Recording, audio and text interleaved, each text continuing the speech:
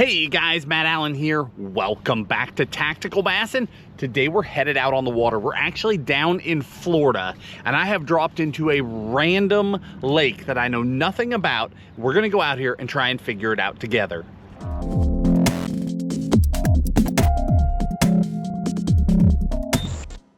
So here's our situation today. I picked this random lake off of the map. My family and I are traveling, and this lake was near the house that we had rented. I know nothing about it.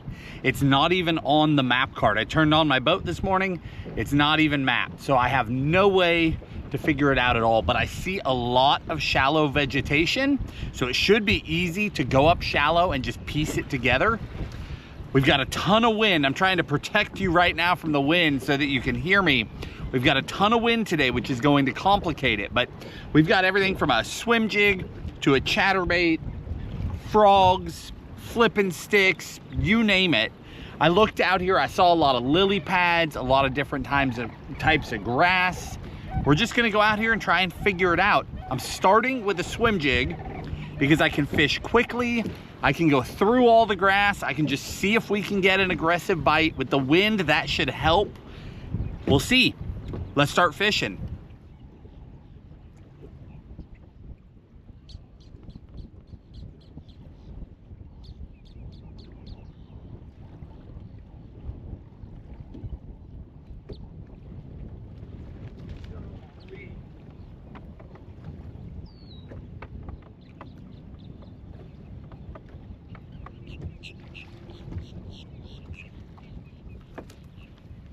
That fish sharked that swim jig out of the pads. I know you guys didn't get to see it because I've got to turn the boat one way. Turn the boat one way and cast back the other, but he was back in these pads and he just exploded. That's that Dirty Jigs compact swim jig. Man, that is fun. We've got to start. Let's keep going.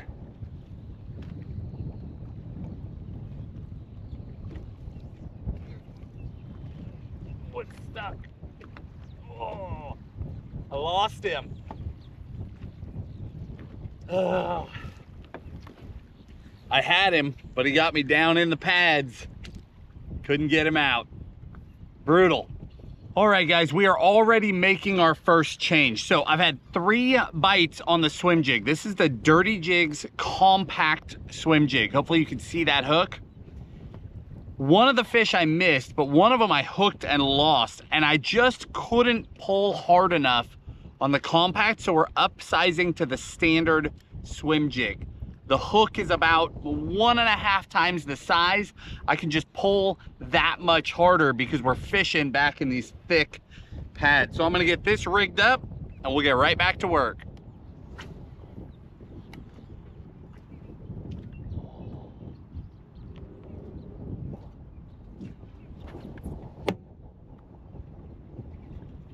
All right, we've got a little lull in the wind, so I wanted to take a minute and talk to you guys about how to fish effectively in the wind, because we all love going out when it's calm and it's beautiful, but the reality is there's so many days where you're sitting at work and you're like, Saturday, I'm going, and it's nice all week, and come Saturday, it's blowing, there's white caps, and it's just brutal conditions. So either you're not going fishing at all, or you're going fishing in the wind. There's 2 ways to handle the wind. 1, you can hide from it. 2, you can use it to your advantage. What a lot of people do is hide from it. So they look at which way the wind is coming, they go to the opposite side of the lake, they find the calmest water they can, and they hide there all day. And a lot of times you'll catch some fish doing that. But if you use the wind to your advantage, you can have amazing days in the wind, because a lot of people don't like fishing in the wind. I'm one of them. In a perfect scenario, when I launched the boat today, it would have been glass out here, just a little ripple on the water. That'd be perfect. That's not what I've got. It is blowing today, just gusts. Thankfully, I'm on a small enough lake here that I'm not running in giant white caps, because I hate getting beat up. But today, thankfully, it's small enough that I don't have to deal with that too. But it's still brutal trying to cast in this stuff. So what can you do? First, use it to your advantage, meaning fish the windy banks. Don't go out there with a wacky worm, a weightless Senko, baits. Man, that wind is gusting hard. Sorry guys, I know that's blasting the camera. Don't go out there with a wacky worm, a weightless bait, baits that are super hard to fish in that wind. Just don't do it. Focus on baits where the wind will help. In this case, because of all these lily pads, that's a swim jig, that's a spinner bait, that's a chatterbait on the outside, it's a frog way back in the thick stuff. But depending on where you are in the country, that can be an underspin, it could be a soft jerk bait, it could definitely be a spinner bait, it can definitely be a swim bait. All of those baits that are faster moving that fish will react to, because the bank that the wind is blowing onto will tend to get churned up, bait fish will tend to get pushed in there, and the bass will feed. They'll use that wind to their advantage. So while it's not always fun to be out in the wind, fishing that windier bank has major advantages if you fish baits that the wind will help get bit. Again, a lot of bladed baits, that extra flash helps, but just moving baits in general. Crankbaits too, put them on that list. Baits that you can fish fast, you can be aggressive, and the wind isn't constantly pushing your line around. Now the other thing that you can do, man, sorry, it had laid down just a little. I thought I could talk to you guys, but it's howling. The other thing that you can do is really control your casts. If you can position the boat, like I have Dakota Raptors on my boat, so I can anchor and hold myself still, throwing downwind is great advantage because I can throw almost twice as far as a normal day. But that's only if I have Raptors to hold myself in place, because if I don't, if you go downwind, you'll be getting pushed by the wind so quickly that you can't fish effectively. So if you don't have a way to anchor yourself, fish into the wind. Your casts will be shorter, but you have complete control of your boat and of your cast. If you're a guy on the bank, throwing into that wind gives you complete control of your cast. Again, it won't go as far, but you've got perfect lineups. You know how fast your bait is moving. The wind itself is not pulling your line. You have better control. If you have to throw across the wind, I'm gonna throw this one out there and show you. If I have to throw across the wind, and I just throw it out there and let it go until it stops, my bait is over there. The loop in my line now goes like this, way over there, and then back over here to the boat. I'm gonna be stuck in these lily pads clear over off camera by making a cast across the wind. So something you guys will see me do when I'm personally fishing, if I have to throw across the wind, you'll see me making like big motions with my arms sometimes. What that is I throw across the wind and then I prematurely end my cast. So instead of letting it go all the way to the end, I use my thumb to slow it down and then I pull the line down to the water. So what I mean, I'm gonna fire it out here and now pull it down. Now, even though I went across the wind, my line is still a straight line to my bait. If something blows up on that right now, I don't have a 40-foot loop laying out there on the surface snagged and everything. I've got a straight connection right to my bait. This is especially important in cover, like this junk I'm fishing today. If you let a loop lay out across this lily pad field, you're hooked to 50 different things.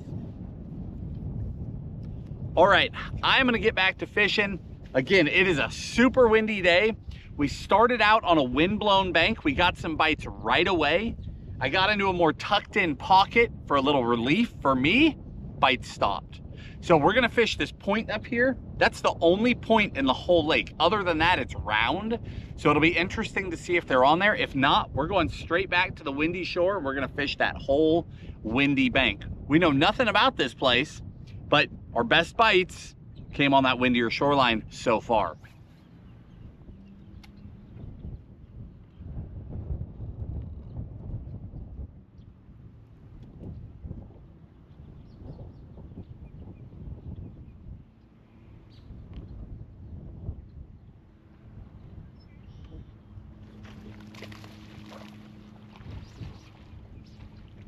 out of there.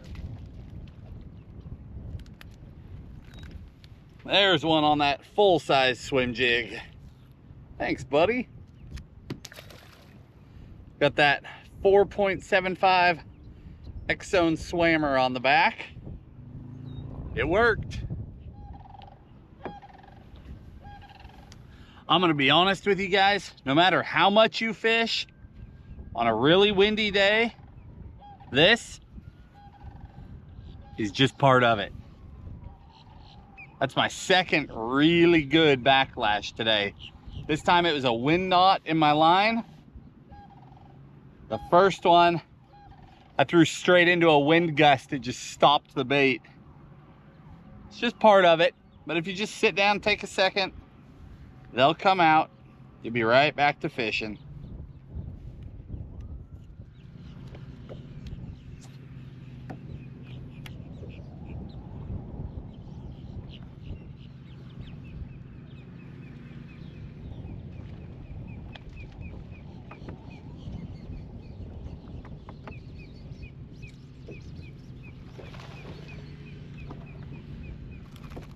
Go.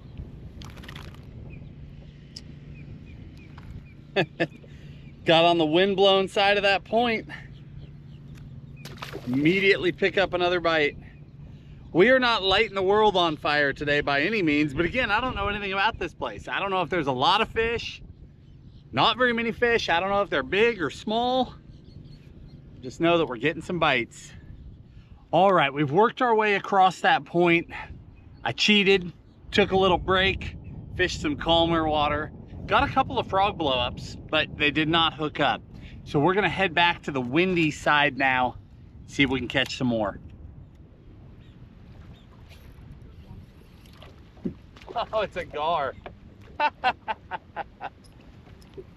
just had a gar hammer the underspin.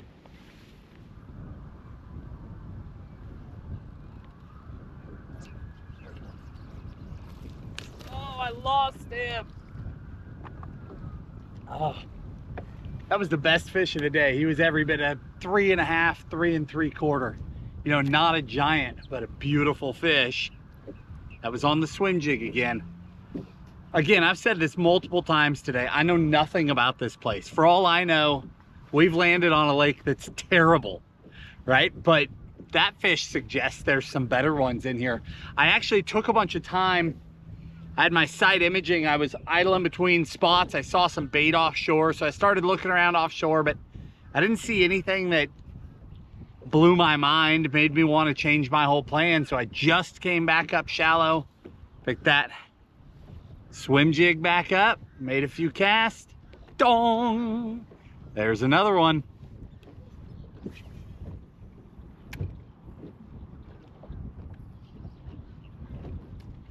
Go. Oh no. Come on out of there.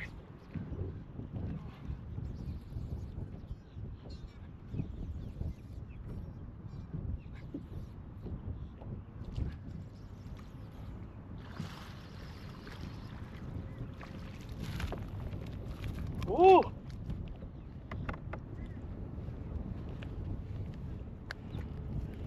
That was hard work getting him out of there. That is exactly why we went to that stouter swim jig with that larger hook, that bigger swammer on there. That gives us the ability to really pull on them when we need to get them out of those pad fields. What I'm doing to get the profile of the swim jig, so again, that's the standard dirty jig swim jig. I take a 4.75 swammer and I'm taking about a 1/2 inch off the nose just to tighten up the package a little, help with the vibration.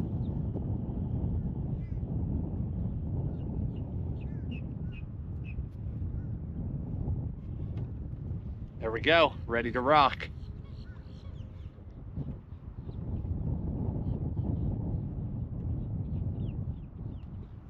There's one.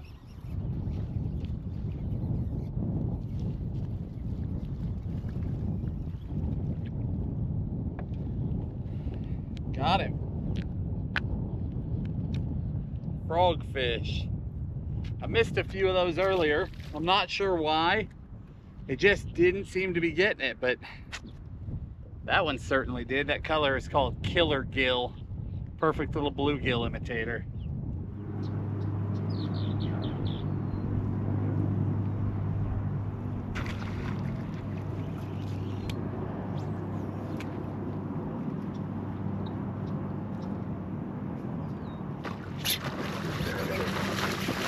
That's a bigger one.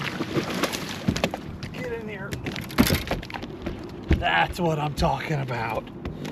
Check that out. You just never know when the big one is gonna show up. Oh, that's amazing. I switched over to the black and blue Bronze Eye 65. Look what happened. Awesome. Thank you, girl.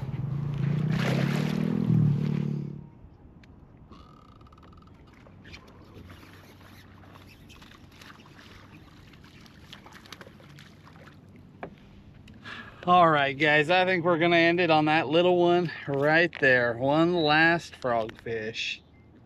Thank you, my friend. Today, I was not planning on shooting a high wind video. You know, I just wanted to go fishing, picked this one out, showed up, and it started blowing. In fact, it started blowing about 15 minutes before I got to the water. But this really highlighted why you power through that stuff, right? The first half of this day was brutal, just brutal. Getting blown all over the place, getting pushed around. And it's bad enough if you know the fishery, if you have some spots, because a lot of the things are already eliminated. Basically, you can't do anything bottom contact, a jig, you know, worming, flipping, anything like that. When it's blowing that hard, you can't feel anything. So we've eliminated half the stuff, and we don't even have a spot to fish yet. But you bear down, you power through it, fish effectively, use the wind to your advantage. That kept us out here catching fish. And then we got this little lull in the wind. It's slick calm right here. It's still blowing back over in there, but we got a lull in the wind just long enough to get a great big kicker. And that's awesome, right? We got to explore a new place. We got to catch a bunch of fish. We got to catch a big one. And we did it all in spite of the wind. Now guys, I'll link everything I used today down in the video description, from the baits, the specific colors, the jig trailer, to the rods that I was using. I'll link all that stuff for you. If you enjoyed the video, hit the like button, subscribe to the channel, and we'll talk to you soon.